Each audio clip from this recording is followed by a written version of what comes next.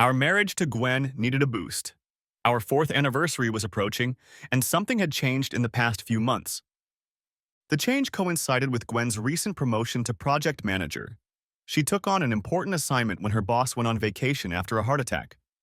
The pressure built up, and Gwen's OCD, which was usually barely controlled, went into high gear. The time Gwen spent in the office increased exponentially, and our time together decreased proportionately. At first, Gwen seemed to appreciate the little things I did to relieve stress, rubbing my feet, putting the house in order, doing laundry. Then, about 6 weeks into her promotion, none of it mattered. My touch was unwelcome. My comments made in an attempt to encourage and support her were rejected. I was living with a stranger and was utterly desperate. Having spoken to long-married friends, especially those who knew Gwen and I as a loving couple, they were all surprised by my anxiety. My buddy Paul's comment was typical.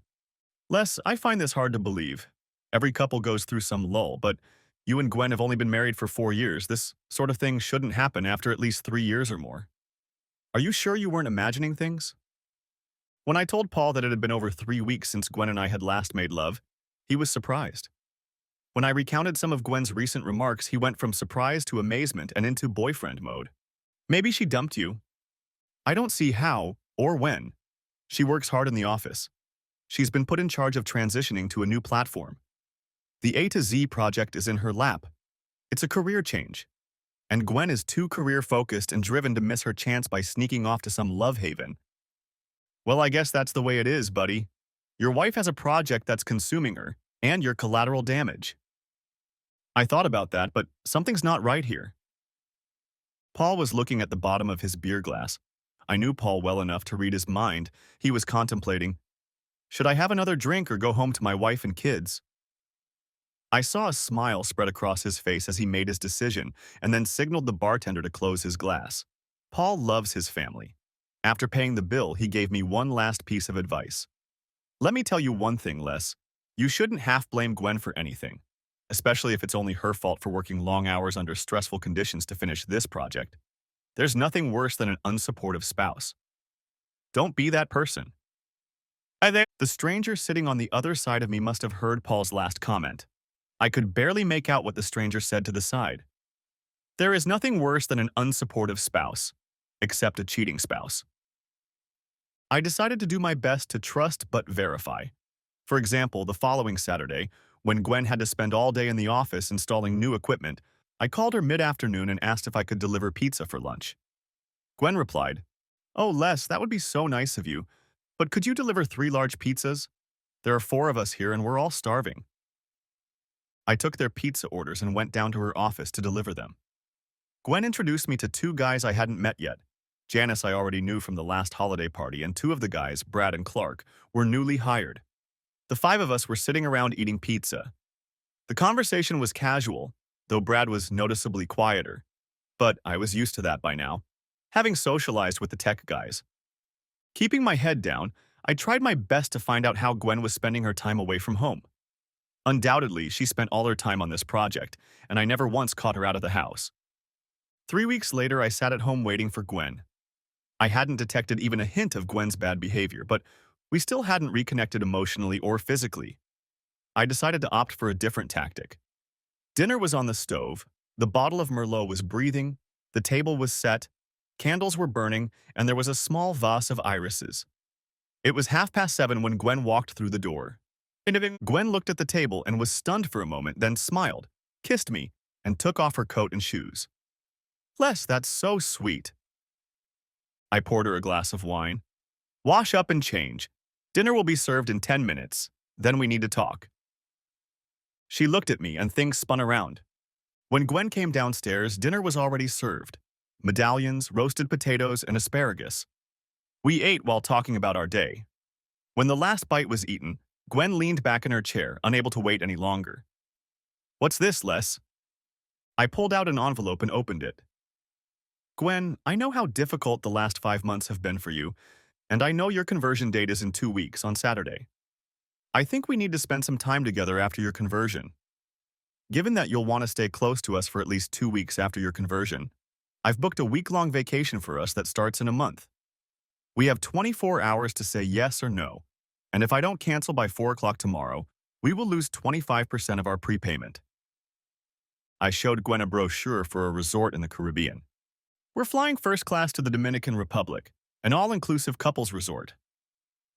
Leaning back in my chair, I watched Gwen, who was alternately looking at me and leafing through the brochure.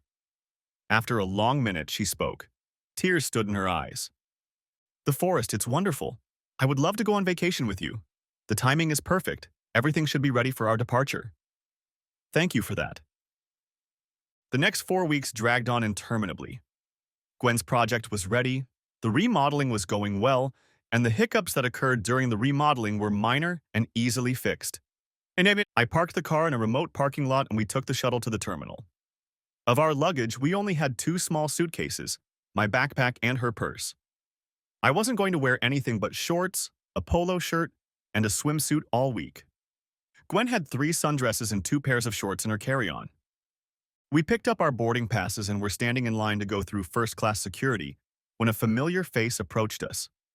Gwen looked shocked and probably spoke louder than she intended. "Brad, what are you doing here?" "I need to talk to you, Gwen." I was furious, thinking it was some kind of problem at work. "Can't this wait until Gwen gets back from vacation?" Brad ignored me. "Gwen, we need to talk now." I started to say something again, but Gwen interrupted me. She looked upset and worried. "Les, please go ahead. I'll sort this out and I'll be right beside you. It will only take a few minutes." I hesitated. Gwen repeated, "Please, Les, just carry on. I'll be right there."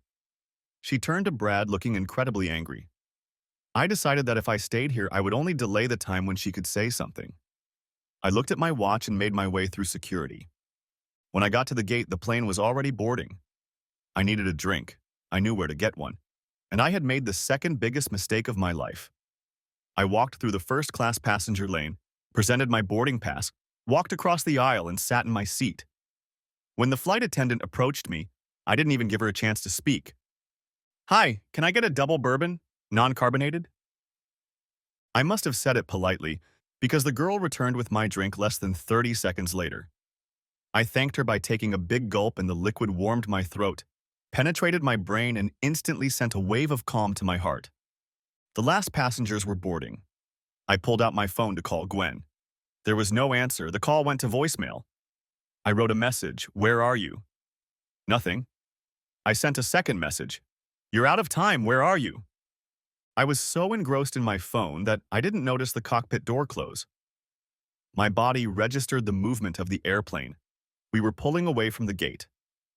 At the same time, a text message arrived on my phone. It was from Gwen, and it read, "I'm sorry." The flight attendant was standing next to me. "Sir, you're going to have to turn your phone off." Her voice brought me out of my stupor. "Can I get off? It's an emergency." "What kind of emergency?" "My wife. She didn't make her flight. I think she might have left me." "I'm very sorry, sir. We can't go back to the gate on an occasion like this. Think of the other passengers, please. Any delay affects them." The look on my face must have spoken volumes about my helplessness, because she handed me a small bottle of bourbon before beginning the safety briefing. 5 long hours later, the plane landed at the Punta Cana airport in DR. As soon as I was allowed through, I dialed Gwen's number. Of course, she didn't answer. Why would she? As I hung up, I noticed a missed call from her and got a voicemail message.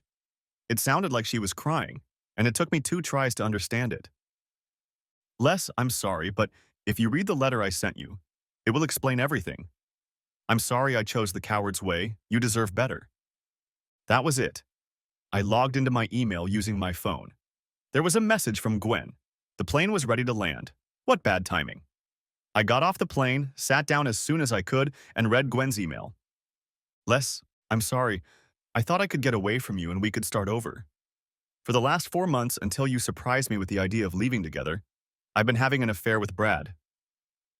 Gwen had written an entire page, alternating between apologies, excuses, and descriptions of what, why, with whom, and for how long. I sat reading the note and tried my best to stay calm. I probably wasn't very good at it. When I finally stood up and moved through customs, something about my appearance apparently rang a bell in the customs agent's head.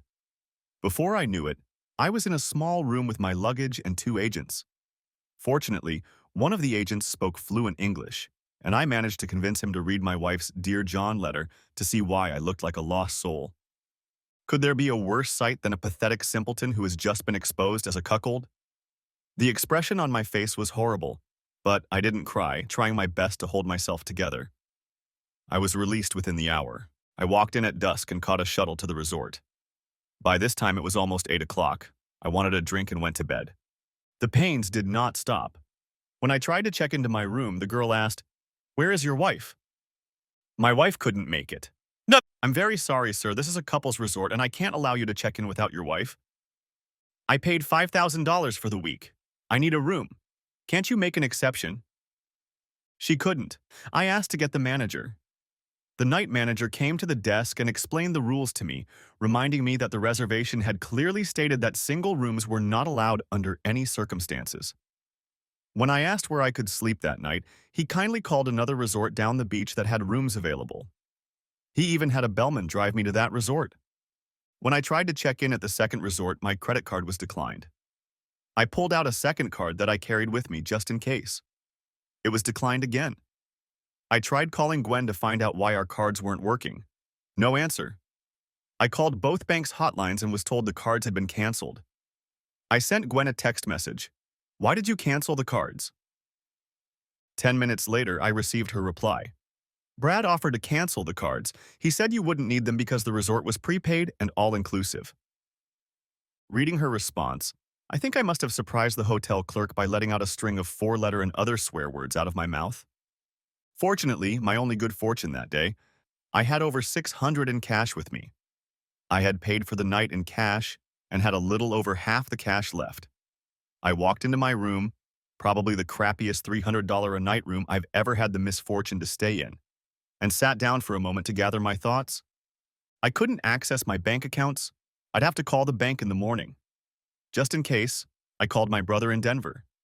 After explaining the situation, assuring him and his wife that I wasn't playing a joke on them, and hearing both of them say, "No, not Gwen." And what a bitch. I was finally able to get to the bank. I was finally able to get to the root of my pressing problem. My brother agreed to go to his bank first thing in the morning and wire a few thousand to the nearest Western Union. I then called the airline. It turned out that my ticket was non-transferable. My fault for choosing the cheapest option, which means the tickets were not insured.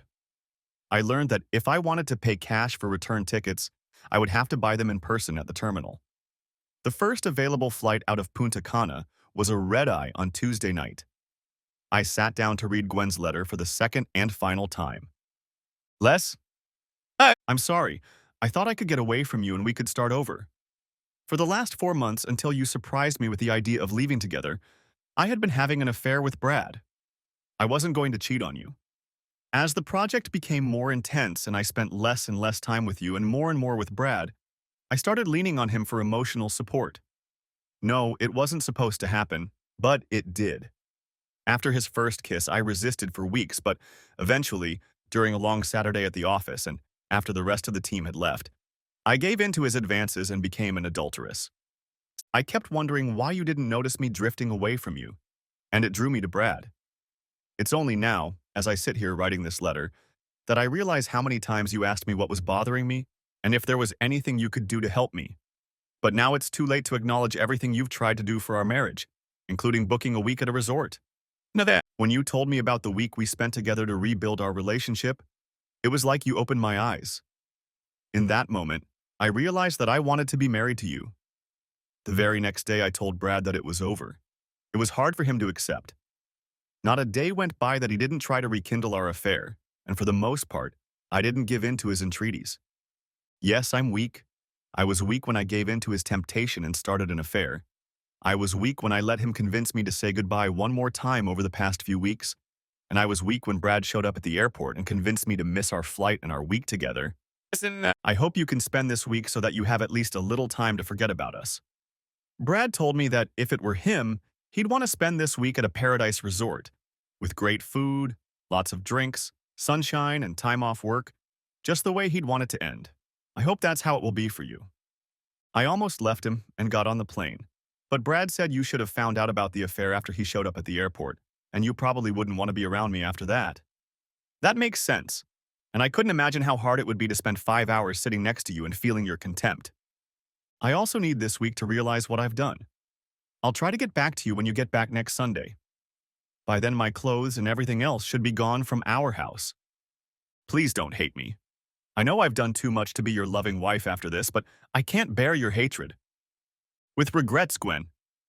I almost deleted the letter, but decided it was best to keep it. At least it answered one question. The reason I never caught Gwen outside was because she was probably having fun with that jerk in the office. The bar would be open for the next hour. Just enough time to go downstairs, have a drink, and toast to my whore wife's infidelity and the end of my marriage. When I was growing up, my father made sure all 3 of his children heard his lesson about drinking and binge drinking. I heard it before my senior year of high school, and again, the morning I turned 21. Drinking has never solved problems. And what's worse, there are 3 kinds of bad drunks. They are the crybaby, the aggressive asshole, and the laughing hyena. Don't be any of them. Drink slowly and calmly. Enjoy the high, but know your limit. And if I ever find out you're drinking and driving, I don't care how old you are, I'm going to take your car away from you and give you a beating. The thing is, Dad wasn't a tea drinker. He could take a drag on a beer just as well as anyone else. But I never saw my dad get drunk or act stupid or get behind the wheel after drinking more than 1 beer. He lived by his own rules. So I knew I would leave the bar after 2 beers, but before I went back to my room, I would enjoy both. After drinking my first president, I looked around the bar. There were 2 single guys, 4 couples, including 2 guys who I assumed were a couple, and a 5th couple trying their best to charm each other on the dance floor. The bartender was watching me looking at the Hummer, and when our gazes met, we laughed. The guy on the dance floor weighed probably 60+ pounds, and the lady looked like olive oil. You young people can look her up on the internet. I almost said out loud to the bartender, at least his wife didn't leave him at the damn airport. It got me thinking, how did I screw up? Did I really screw up? Had all our 5 years together, including 4 years of marriage, been some kind of illusion? I didn't think so. It seemed to me that up until a few months ago, Gwen and I really loved each other and were happy. That got me thinking as I sipped my 2 beers.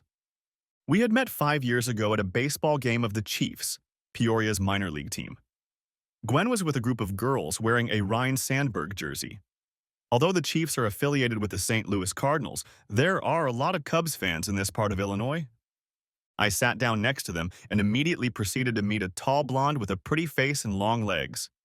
I bought all 4 of them a beer to introduce myself, then used her tank top to strike up a conversation. So, you seem a little young to be wearing Sandberg's jersey.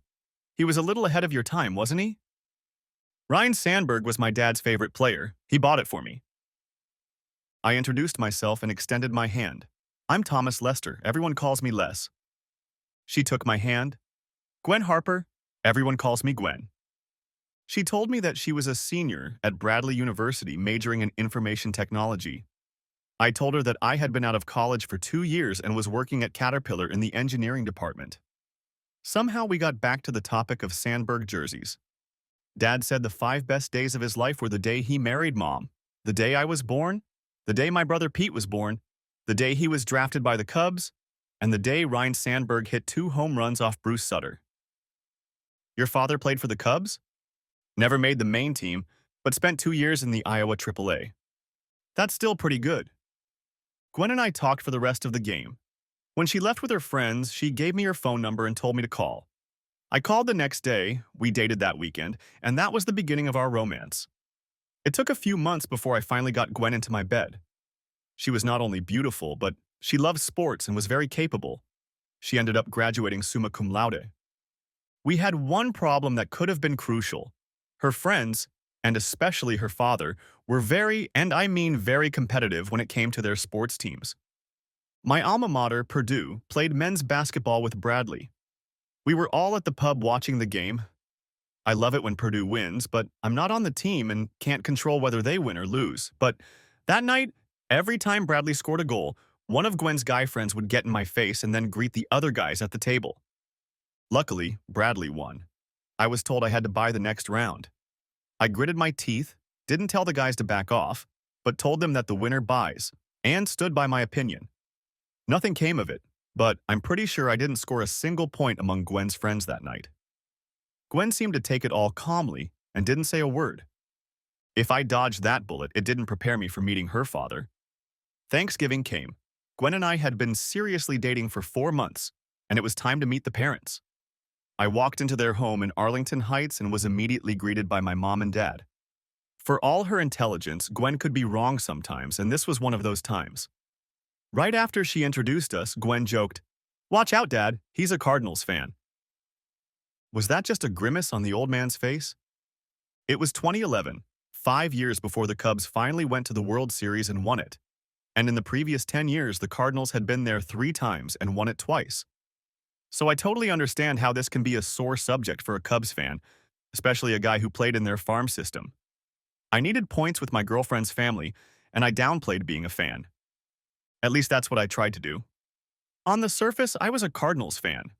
Although, as I've said before, I'm a pretty bad fan when it comes to my teams. For the next 5 years, up until that day at the airport, I felt like I was on probation and my dad was just waiting for the next hit.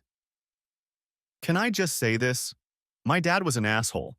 I hope he's happy with how things turned out in the end. More on that later, of course. Gwen and I moved back to Peoria after Thanksgiving, and everything went back to normal.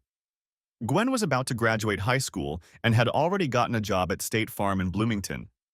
I called Mr. Harper, asked for his daughter's hand in marriage, and bought a ring.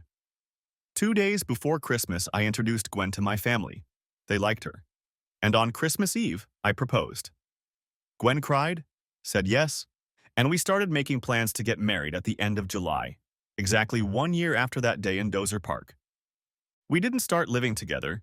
Gwen left her apartment to the 2 girls she shared it with, but 4 or 5 nights a week, Gwen stayed over at my place. It was pretty stupid, but her family didn't believe in premarital cohabitation. We found a small farmhouse to rent between Peoria, where I worked, and Bloomington, where Gwen worked, and moved there after our honeymoon. We got married on July 30th and honeymooned in Miami Beach. That was until 4 months ago when things went south, and I found myself several thousand miles away from home, drinking Dominican beer alone. The bartender rang the bell to give the last call. I finished my second president, thanked him for giving me a good place to think things over, gave him a good tip, and went back to my room. Late Monday morning, after calling our bank and learning that all 3 of our accounts were closed, I went to the Western Union office to pick up the money my brother had sent. Taking a cab to the airport, I bought a ticket for Tuesday's flight, taking care to make sure nothing was lost ahead of time. It was the middle of the day when I returned to the resort, extending my room until the next day. Now what? I didn't feel like starting to drink, so I put on my swim trunks and went for a jog on the beach, ending with a nice swim in the warm sea. I went back to my room right afterward. Nothing pisses off a guy who was dumped less than 30 hours ago, like the sight of dozens of couples in romantic embraces. I ordered room service so I wouldn't have to see the same thing while eating. I spent the next 5 hours reading and almost finished reading the Vince Flynn paperback I bought at the hotel boutique. Tuesday, another long run, swimming, diffusing, then lunch in the city, a trip to the airport, 7 hours of reading another spy novel, boarding the plane, trying and failing to fall asleep on the plane, a 2.5-hour drive to our house. And here I am at home, standing and staring at the empty bed. Most of Gwen's clothes and personal belongings were already gone. It was Wednesday when I woke up after collapsing on the bed. I called my friend at his office and got the name of the lawyer. After calling Henry Abbott's office, I made an appointment for Thursday afternoon. Mr. Abbott, call me Henry, had a businesslike demeanor. He wasn't going to be my best buddy, but he convinced me that he would do an excellent job representing and protecting my interests. He listened to my story and said he would have the documents ready for review on Monday if I could provide all the necessary information by Friday afternoon. I left with a whole list of necessary information and tasks that needed to be completed by Friday afternoon. Henry was very methodical. He made me write down every event from the moment Brad approached us at the airport to the time I was handed my papers, emphasizing that I was left in a foreign country with no means of support. Plus a detailed list of our possessions, all the money I'd spent in D.C. and spent to get off the island, and all the collective belongings missing from our house when I got back. And it turned out that my rush to get it all formalized didn't change a thing. Monday morning, as I waited at work for a call from Abbott's office to let me know the papers were ready for my signature, our secretary walked into my office. Les, there's a gentleman here to see you, but he won't tell you what he needs. That's okay, Sarah. I'll go to him. Henry warned me that Gwen could serve me first. He convinced me it would be better that way. That way, we'll know what they're thinking. Besides, you'll be in the role of the aggrieved party. She's the one dissolving the marriage, not you. It sounds logical from a legal standpoint, but getting the papers still sucks. When I read the papers, I got really angry and almost made the mistake of calling Gwen to yell at her. Fortunately, my brain turned on, and I avoided that trap. One of my friends told me that his wife's attorney baited him in a similar manner. My friend called his separated wife and started yelling at her. The next thing he knew, a no-contact order had been issued during the court hearing, further evidence of his abusive behavior. I brought the papers to my attorney and, as they say, the games began.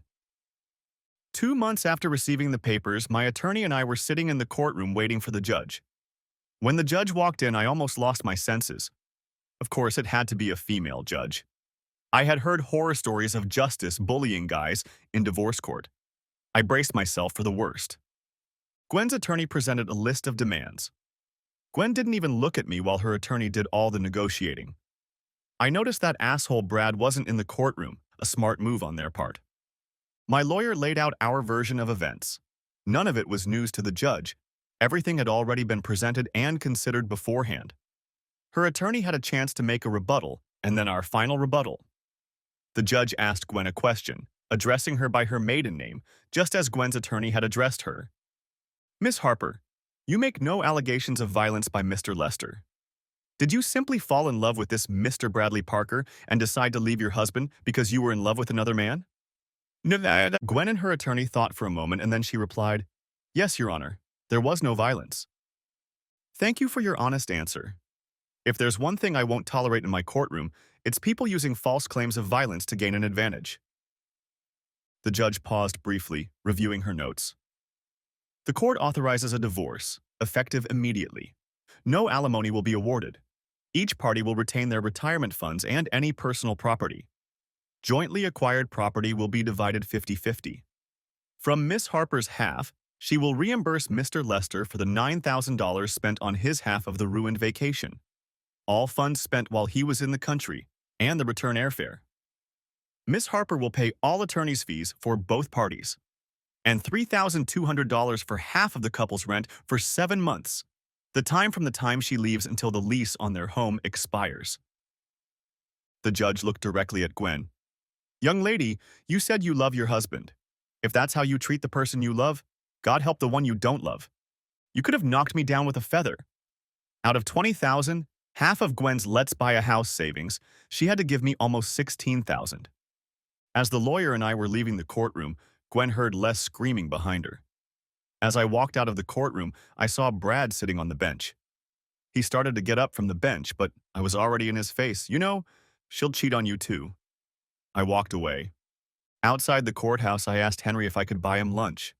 We went into the diner across the street. I almost shit my pants when I saw that the judge was a woman. I thought for sure I was going to get screwed. That's where you're wrong for 2 reasons. It's always some grandpa judge who looks at a pretty wife and gives her the farm, and we couldn't have picked a better judge than Judy Carter. You knew we were going into her courtroom. Why didn't you tell me? I didn't want to be under any illusions, and I didn't let you get cocky in case she questioned you. Henry continued. Judge Carter has been married to the same guy for 40 years and loves him to bits. She's a respected attorney. He's a machinist at one of the local machine shops that supplies parts for Caterpillar. But it's a marriage of equals. Barry Carter is a great guy, unassuming at the club, even though he has 5 strokes and wins every damn tournament. Henry stopped talking to take a sip of coffee. Let me tell you one last story, just because you got bitten the first time you walked down the wedding aisle. But you should know there are some great girls in the world. Judge and Barry are at a country club dance. They're sitting at the same table as my wife, me, and another couple. One of the local bigwigs, the owner of a car dealership in town, walks up, ignoring Barry, and asks Judge to dance. Barry isn't cocky, but he's man enough to let his wife handle it. Judy tears the guy apart. Has anyone ever taught you good manners? she asks. No gentleman would ask a lady to dance without first asking for her escort.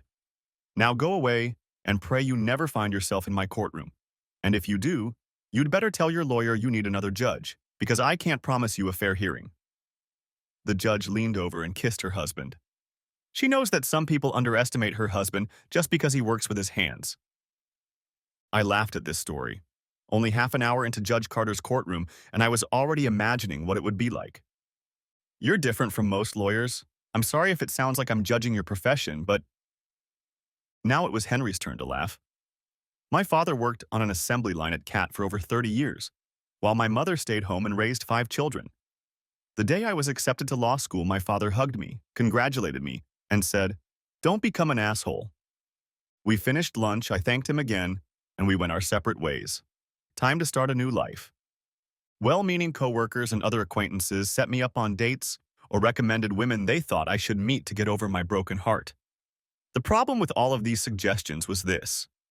I didn't need a new relationship yet. It was still too raw. I mostly hung out at local bars with a reputation for being a regular. I had enough free time to take dance lessons. But being a Lothario is always dangerous. One night, I spent an hour hanging out with one particularly well-built girl. We were about to leave when her left hand lit up, and there was an unmistakable lightness on her 4th finger, evidence of a recently removed ring. "Are you married?" "No." She looked at me like a deer in the headlights and stammering said, "Yes, but my husband is away." "Where is he?" "In Afghanistan. He's in the army." "You should be ashamed of yourself. Your husband risks his life and you want to cheat on him?" She started to cry, then collapsed on the sidewalk. I'm so sorry, I'm such a slut." I picked her up off the sidewalk and she looked me in the eye and started talking some bullshit. "He's been gone for 5 months and I worry every day. I got lonely. And I got hit on by a few guys at work. I didn't want to cheat with a guy I'll never see again. So tonight I went on a date. It was the first time, I swear. I needed to feel like a woman. I'm such a slut." I looked across the street at the late-night diner. "Let's go get a cup of coffee. Put your ring on and let's go." I handed her the clean handkerchief I always carry with me. "Here, wipe your tears before we go in." Kelly and I sat in the diner for the next hour, and she told me all about Sergeant John Tyler. She told me about the 2 assholes in her office, including her supervisor, who were trying to get her to come to work. Their constant harassment was getting to her. I convinced Kelly to talk to HR.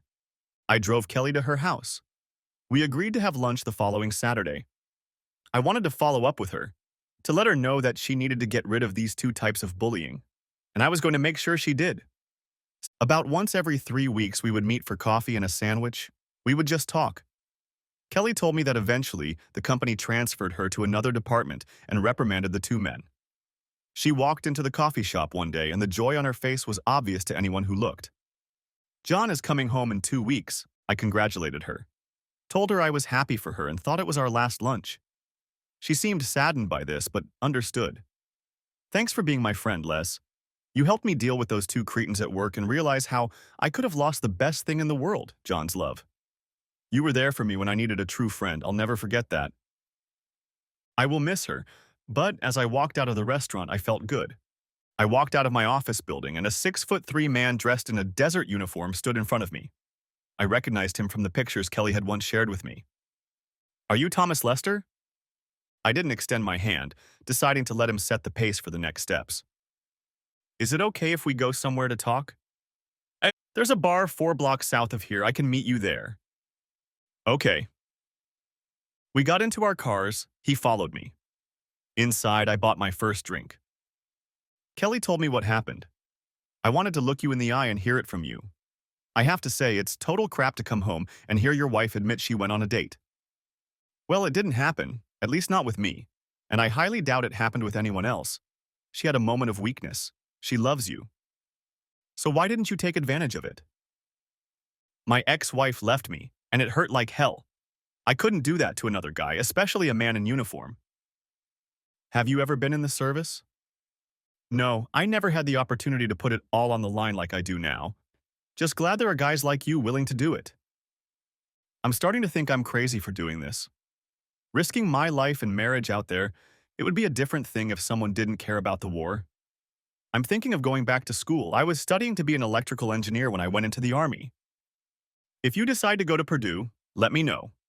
I have some connections there, and it might help if you decide to apply. It can't hurt. I held out one of my business cards to him. I don't think we can be friends, Lester. I can't look at you without thinking about the fact that Kelly almost cheated on you. I appreciate what you did, but I just can't. It's okay. I understand, but the offer still stands. Even if we never meet again, I'll call if you ask. Some time passed while we drank our beers. John broke the silence. You've become different, Lester. You refuse to go to bed with a woman like Kelly. You sit there and don't ask me about my time there. You wouldn't believe how many guys ask, like it's something we want to talk about. I think it's your right to talk or not. I'm not going to take vicarious pleasure in listening to your war stories. He finished his beer, shook my hand, thanked me for the beer and everything else, and then walked out. I got one letter from Kelly. John Tyler was leaving the service. They were moving to Texas, where he planned to finish his degree at the University of Texas. They were also planning to get pregnant as soon as he graduated. The letter included another thank you from her. I wish them all the luck in the world. I hope they will be an example of how a person can give in to temptation and almost fall, learn from the experience, and end up with a strong marriage. Despite my history, I am a hopeless romantic. A month later, early Sunday morning, someone knocked on my front door. I opened the door and was surprised to find Gwen's younger brother standing there.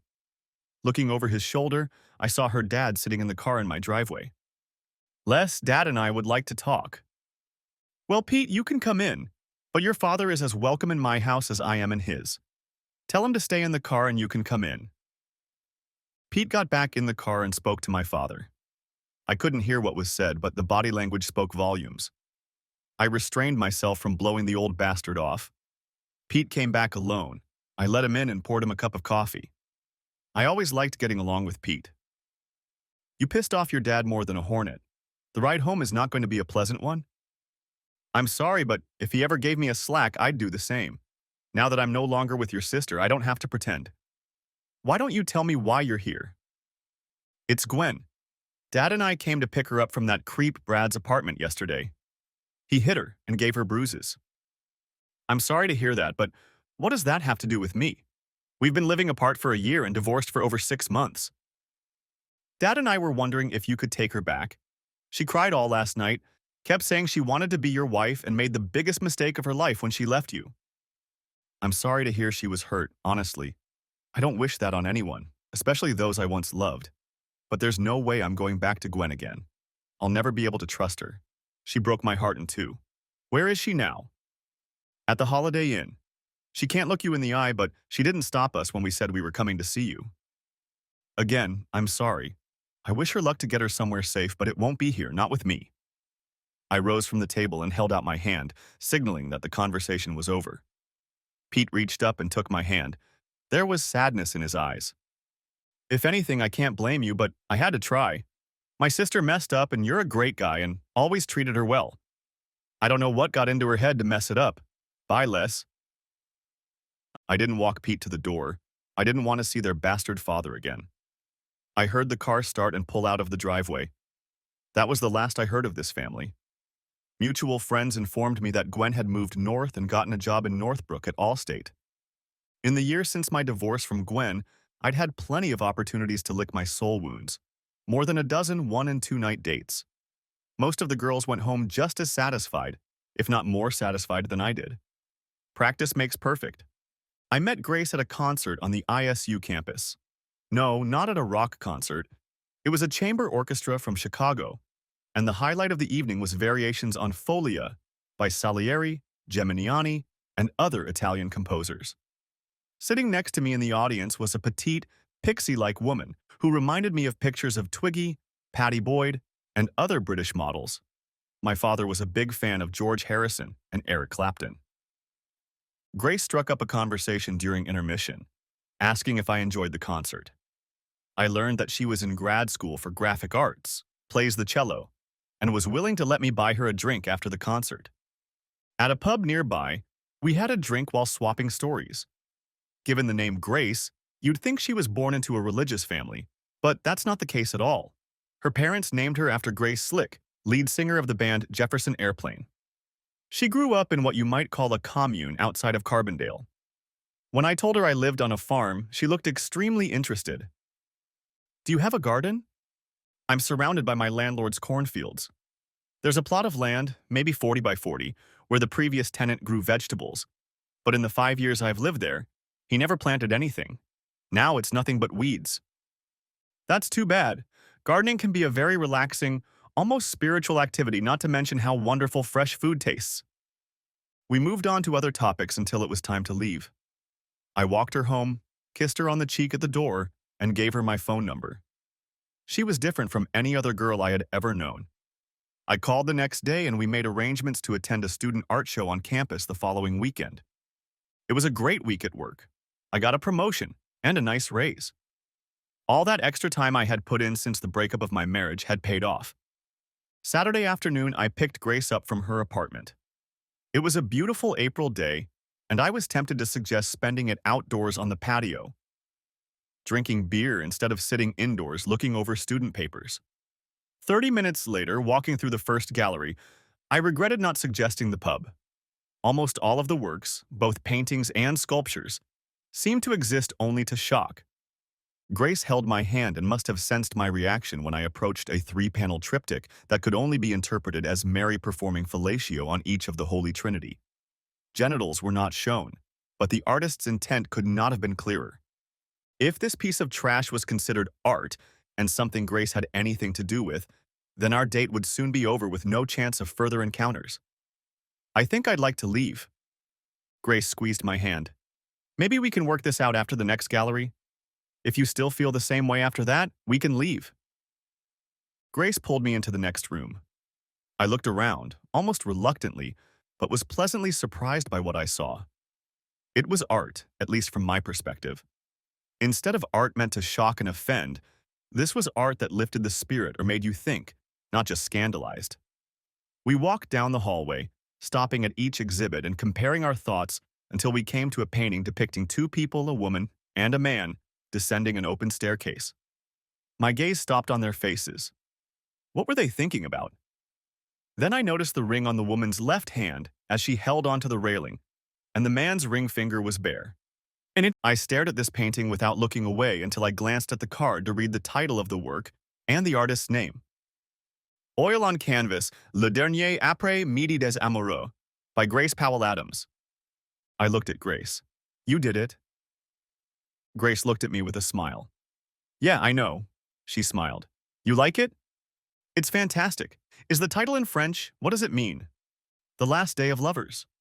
Ah, now their expressions make sense. It's over for them. Why? I can't decide. What do you think? I knew what I was thinking, but I wasn't ready to share. I'll tell you later. Did you use live models? 2 other female students. They stood on the stairs for hours posing. Let's go to the last gallery. I want to show you something else. On the wall of the last gallery hung the second of Grace's works. It was completely different from the first. It was an animated drawing of a giant aquarium filled with 100 different fish and sea creatures. Oh my God, this is fantastic. My niece would just go crazy over something like this. You are so talented. Why is all this beautiful work here and this crap in the first gallery? Grace laughed before answering. Most of us think the professor who curates this show is using its shock value to make a name for himself on the avant-garde in Chicago.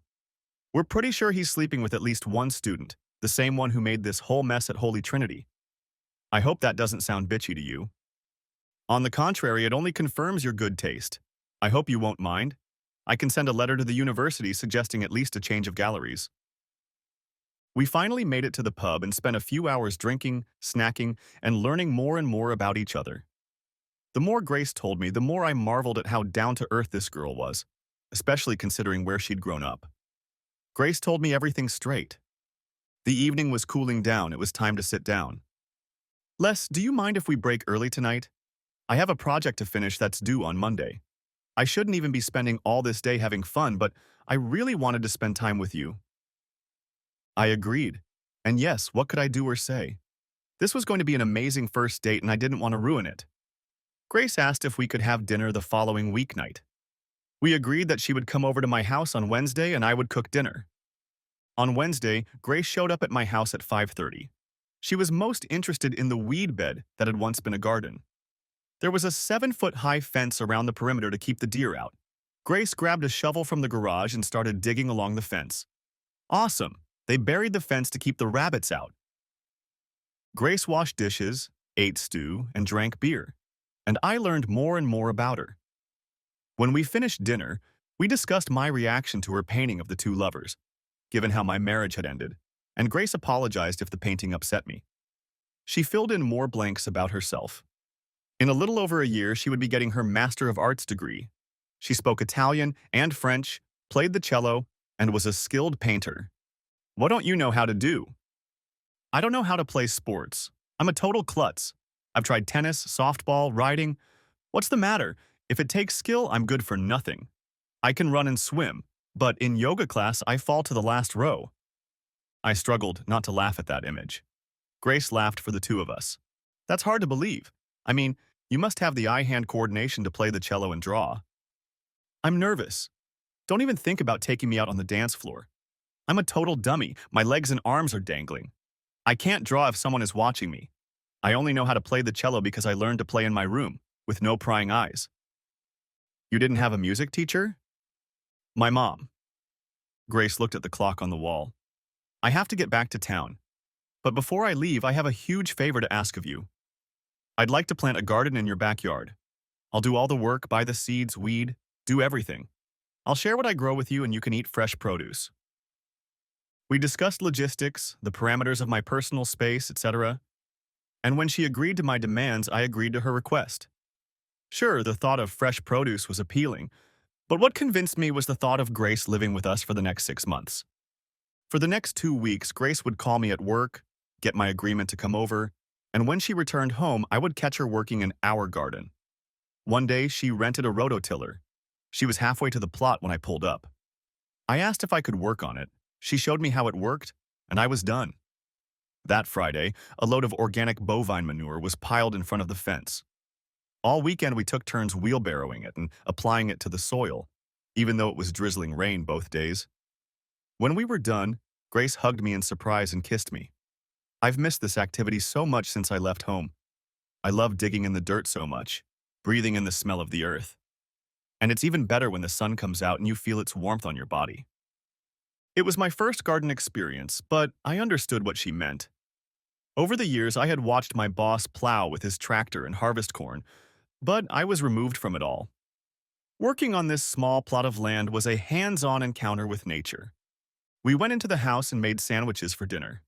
I sensed something was bothering Grace and waited for her to bring it up herself.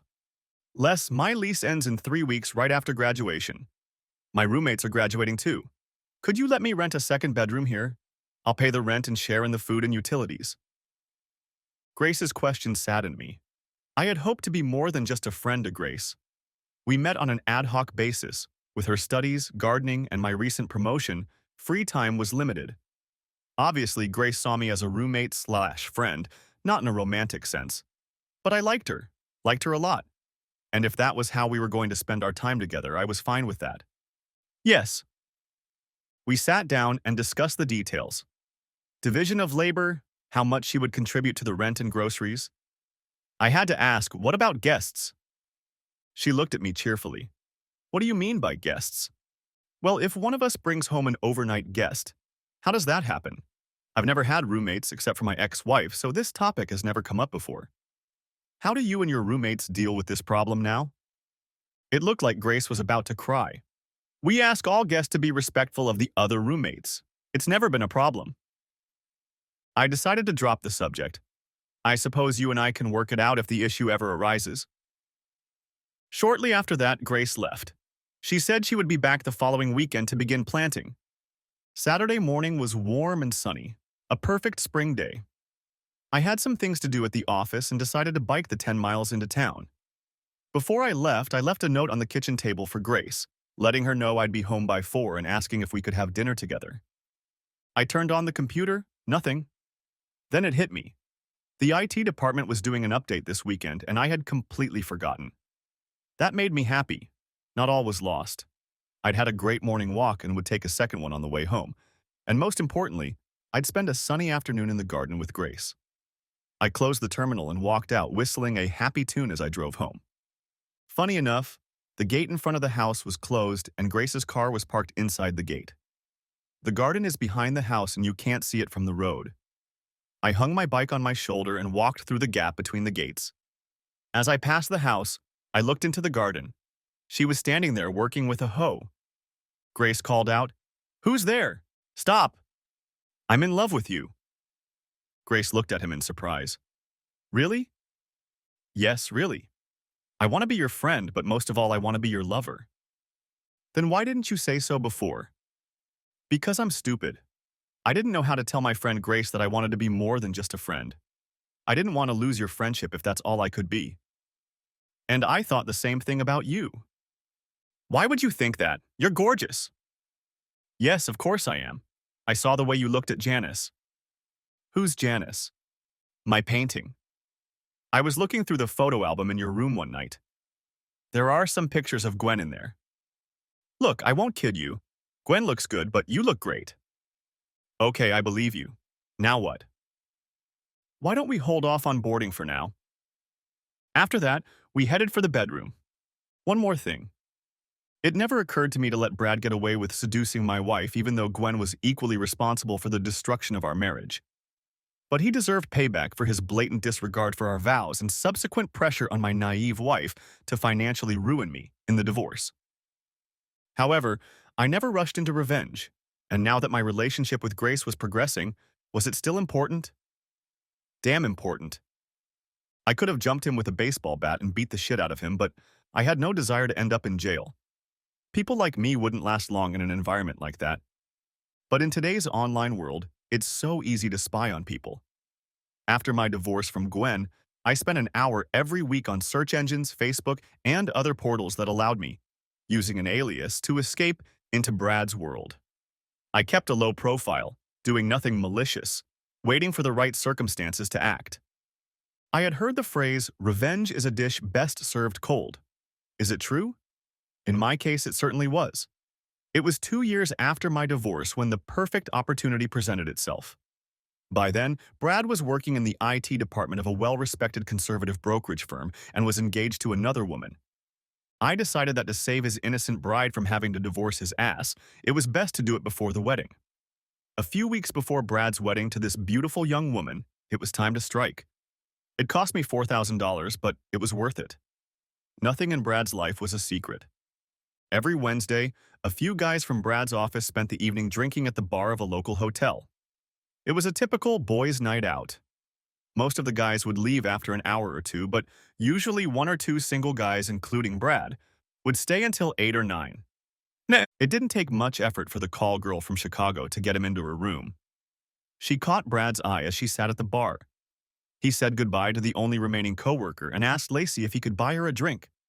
She agreed and for the next 15 minutes allowed herself to be seduced by Brad's smooth speech. At her suggestion, they bought another round of drinks and Brad agreed when Lacey suggested they finish them in her room. 2 small hidden cameras were set up in the room. Lacey introduced Brad to Philip, her coworker.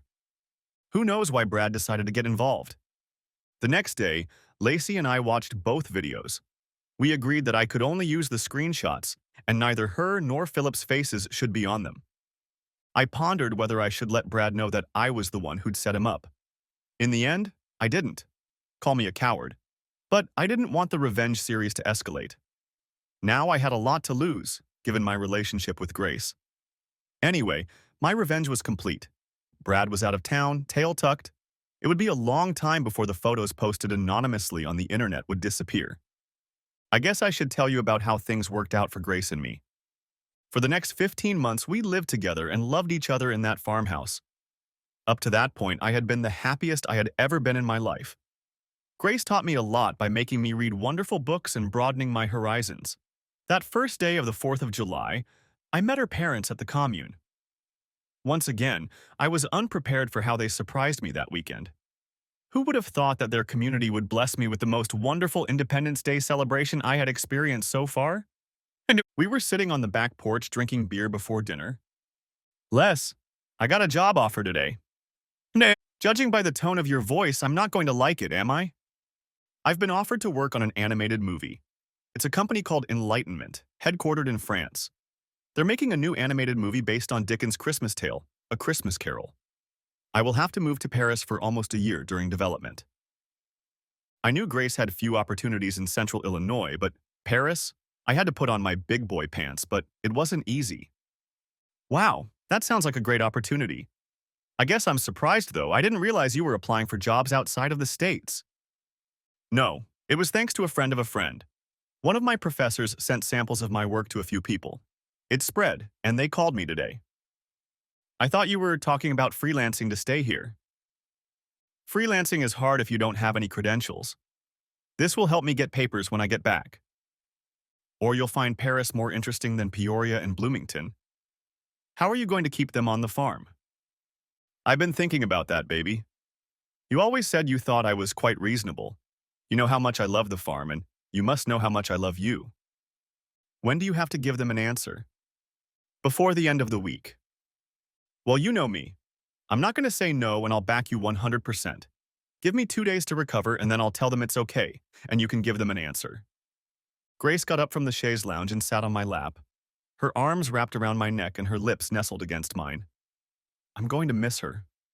I wondered if I should tell Grace about her graduation present. The diamond ring was in my gun safe.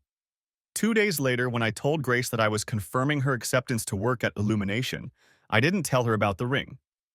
Grace left the day after graduation. I tried my best to be a cowboy, but it wasn't easy. I don't think I fooled anyone, but I hope Grace appreciated how I didn't fall apart. Grace left her car and almost all of her belongings, including her painting paraphernalia, at my house. Grace's mom hugged me tightly and whispered in my ear, "She loves you. Trust her." I drove her to O'Hare and kissed her goodbye. God, how I hate that damn airport ever since Gwen left me there all those years ago. And now I'm doing it again, only this time my beloved is flying away and I'm staying. We wrote letters, exchanged photos and emails, Skyped at least once a week, and made plans for how I would spend my next vacation in Paris.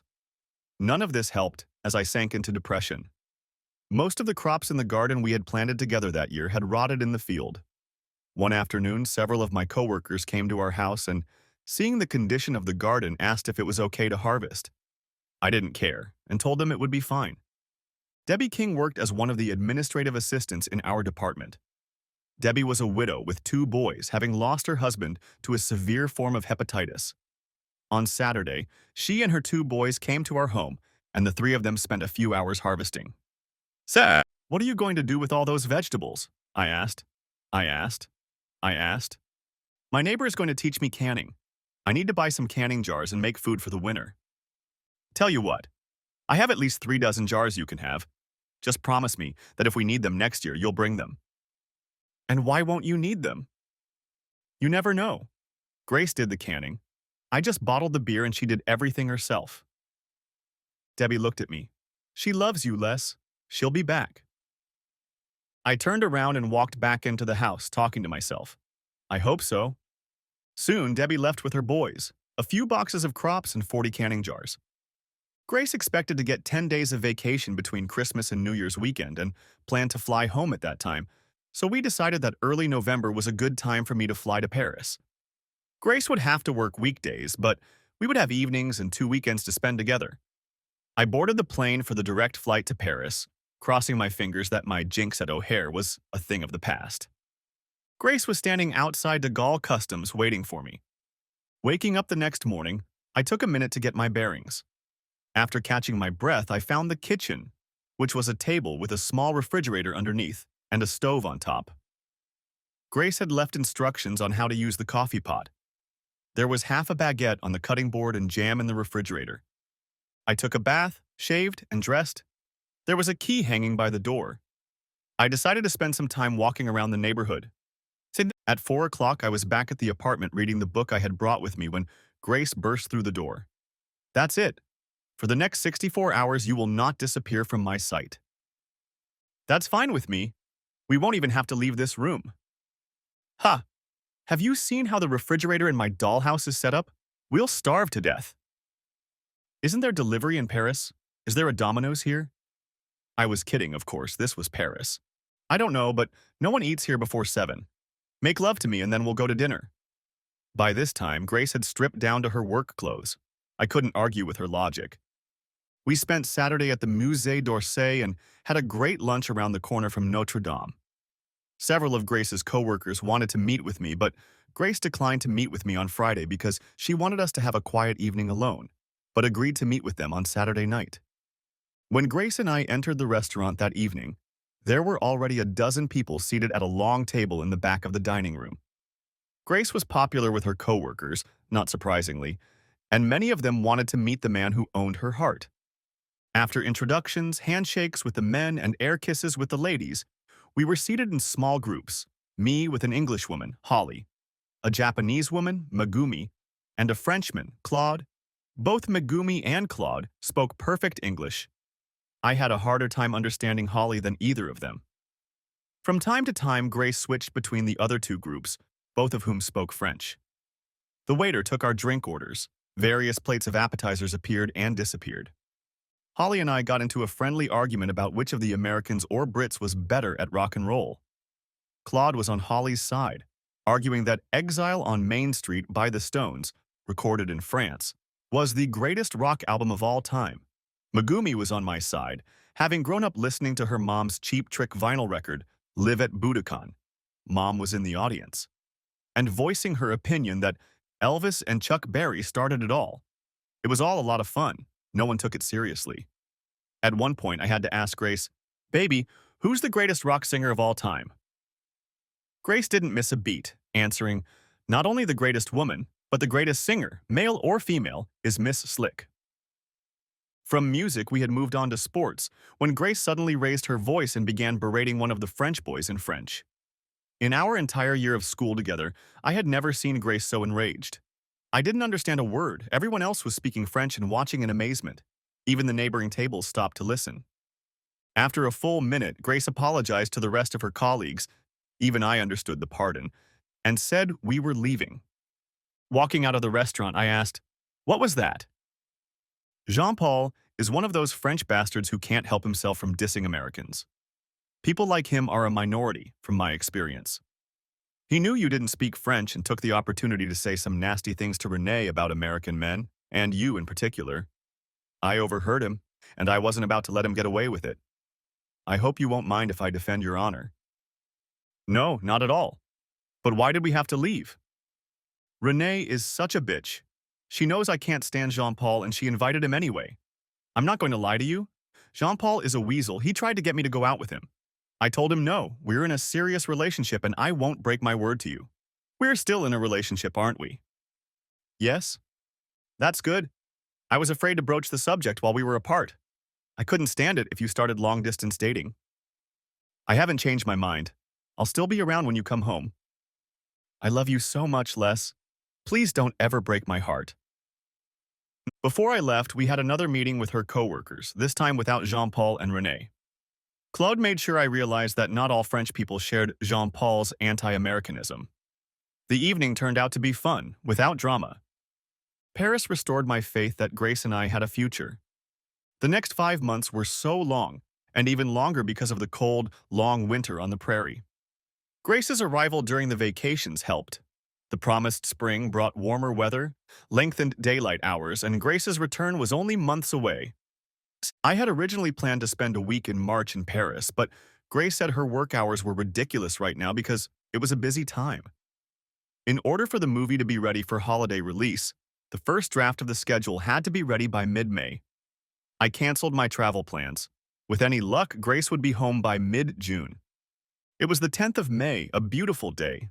The temperature was around 70, the sun was shining after 3 days of rain. I drove home from work anticipating drinking a beer sitting on the back porch of the house. I don't know why, maybe just because I felt closer to Grace that way, but I had spent the previous Saturday with a rented rototiller in the garden. Maybe I'll plant tomatoes and string beans, simple things. In the meantime, I'll have a beer and look at what was now considered Grace's place. As I pulled up to the house, I was surprised to find the gate closed. I stopped the car and, instead of opening the gate and driving through, simply walked to the back of the house. There in the garden, leaning on a hoe and looking straight at me, stood the most beautiful garden nymph. We stood for half a minute or so, just looking at each other, until she dropped the hoe and threw herself into my arms. "Why are you here?" I asked. "We finished early, 3 days ago. They only need half the crew for finalization, tweaking, and post-production. They asked for volunteers to be released, so I volunteered. Packed up, got on the first flight to O'Hare, transferred to the shuttle, and got home 2 hours ago. Hope everything's okay. I wanted to surprise you. Hope you don't have plans." Damn, this woman can be so dumb sometimes. Time to set her straight. "Yes, I do have plans. Wait a minute." Grace was still holding me tightly. I freed myself from her grip and ran into the house and opened the safe. I opened the box and got down on one knee. "Will you marry me, Grace?" Like I said, she could be so stupid. I completely surprised her with my proposal. It took her too long to find her voice, but when she did, she said the right words. "Yes, I love you so much, Thomas Lester. Isn't it too early on Sunday? We'll have time to get our license and visit family." On Sunday, we did get married. In the garden, wherever we could. It was a bit muddy, but the 20-odd guests, including both parents, siblings, and a few others, didn't seem to mind. And Grace wore a dress even though it was a garden wedding. I'm sure my parents appreciated that. Epilogue. Grace and I stayed at the farmhouse until the end of harvest. We spent the summer looking for a house of our own. We found the perfect place a few miles north of town and about a quarter-mile from the river, far enough away that we didn't have to worry about being flooded. It's 4 acres of land, 2 of which are wooded, and enough flat land to put in another garden for Grace. There's a 2-car house on the property and a garage that's bigger than the trailer. We will convert the south side garage into a studio for Grace, and we will have room for both cars. We will sell the 2-car house as soon as it is built. The builder dug the foundation and poured the basement walls, but the weather has turned bad and we'll have to wait until spring before they start building again. Grace does some freelance work, but mostly she paints. She's so good at it. For example, the painting Le Dernier Après-midi des Amoureux sold for $8,000. So, while gardening, freelancing, and painting, Grace is a busy but happy person. It also gives her the opportunity to be a stay-at-home mom. Grace is pregnant with our first child, due in May. She wants 3 or 4 and we decided not to wait. Yeah, I'm a lucky son of a bitch. I have a wonderful, loving wife, a well-paying job that I enjoy, a baby on the way, and a beautiful piece of land to share with my pixie bride. Thanks for watching. Hope you enjoyed it. So subscribe to my channel and watch for the next video.